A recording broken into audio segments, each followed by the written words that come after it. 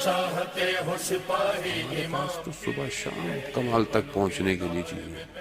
ہمیں اسلام نہیں کہتا کہ تم ایک کنارے پر کونے پر بیٹھ جاؤ، تسبیحاں پڑھتے رہو، سجدے کرتے رہو. نہیں، معاشرے میں رہو، ضرورت پوری کرو اگلے کی، حلال رزق کماؤ، گفتگو صحیح کرو، اخلاق صحیح کرو، محنت کرو، اسی سے کمال پہ جاؤ گے. اگر تنہائی کے گوشے میں بیٹھنا کمال ہوتا تو میرا رسول غار حرا سے نیچے نہ اترتا. کیا ضرورت ہے رسول خدا کو؟ حضرت جبرائیل آ رہے ہیں، ملائکہ آ رہے ہیں، اور میں قربان جاؤں اس محسن اسلام خاتون پر کہ اس دور کی سختیوں میں غار حرا تک رسول کے لیے کھانا لے کے جاتی تھی. اللہ اکبر. میں نے کہا نا یہ اسلام ایسے نہیں آیا عزیزاں نے، بڑے آرام سے مل گیا اسلام، بڑی آسانی سے مل گیا اسلام. تبھی تو زحمت نہیں کرتے قرآن کھولنے کی، کیونکہ آرام سے مل گیا ہے. پتہ چلتا ایک ایک آیت نازل کیسے ہوئی تھی. تبھی تو وہ اس دور میں جب کوئی ایک آیت سنتا تھا تو وہ کہتا تھا میرے لیے یہ آیت ہی کافی ہے. بہت بڑے بڑے علماء کو عزیزان ہم تو خود سخت دل ہو گئے ہیں، جب وہ آخرت کی قرآن کی آیتوں کی تلاوت کرتے تھے تو پھوٹ پھوٹ کے رونا شروع کر دیتے تھے. کیوں؟ چیزوں کو محسوس کرتے تھے جیسی ہیں. وہ بھی کنارہ کشی کرنا کمال نہیں ہے، کمال معاشرے میں رہنا کمال ہے. خوب کمال کریں عزیزان محترم، دین یہی مانگ رہا. کیونکہ جب تک آپ ایک سوسائٹی ڈیولپ نہیں کریں گے، جب تک آنے والا جس کا ہم انتظار کر رہے ہیں وہ کہاں آئے گا. ایک سوسائٹی چاہیے اس کو، اس میں آئی ٹی مینیجر بھی چاہیے، اس میں کنسلٹنٹ بھی چاہیے، اس میں ای کامرس والا بھی چاہیے، اس میں میکینیکل انجینئر بھی چاہیے، سب چاہیے اس کو لیبر بھی چاہیے، ہر شخص چاہیے. میں اپنی سی وی کتنی اچھی کر رہا ہوں کہ وقت کا امام مجھے نوکری دے گا. مہم یہی ہے کہ بھائی آپ اپنی سی ویاں بناتے کیوں؟ مولانا صاحب کے جاننے والے ہیں، ذرا کمپنی میں سی وی لوگ کرواتے ہیں، وہ اگر جو ہو سکتا ہے انسان کرتا ہے.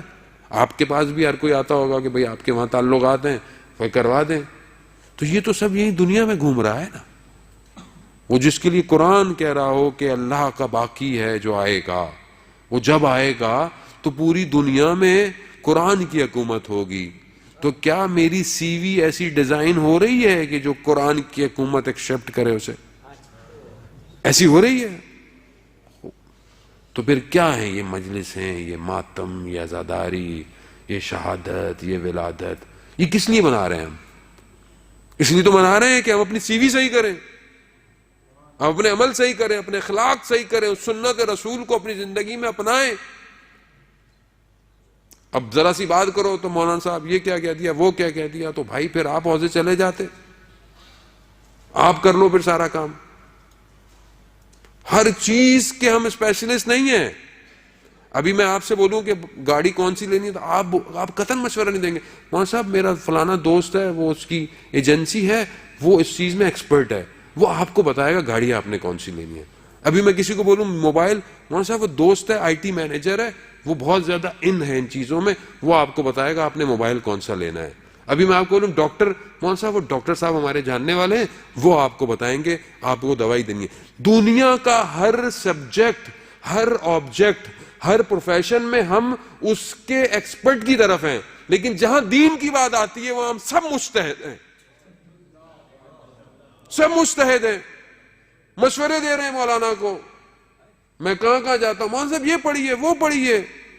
وہ آپ بتائیے آپ کی مشکلات کیا ہیں، مجھے بتائیں مشکلات، پڑھنا کیا ہے یہ میں جانتا ہوں. اگر آپ کو پتا ہے تو پھر آپ حوضے میں جا کر پڑھیں. نہیں، 2 کمروں میں صوفوں پہ بیٹھ کر اے سی کے کمروں میں مجتہد پر انگلی اٹھانا بڑا آسان ہے. یہ کیا کہہ دیا، وہ کیا کہہ دیا، آپ سے تو ہلا نہیں جاتا اپنے گھر سے باہر. دین کی بات کر رہے ہیں عزیزان محترم، قربانی دی ہے لوگوں. دیکھیں آپ ان کے کمرے جا کر جہاں یہ مجتہد رہتے ہیں کس طرح رہ رہے ہیں. آپ میرے عمل کو دیکھ کر ان پہ انگلیاں مت اٹھائیں، میرا عمل خراب ہے، میرے جیسوں کے عمل خراب ہیں. ان کو دیکھتے ہیں تو کہتے ہیں یہ سب ایسے ہوں گے. نہیں عزیزان محترم، وہ ایسے نہیں ہیں، وہ علی کے نوکر ہیں. اللہ اکبر یا رسول اللہ.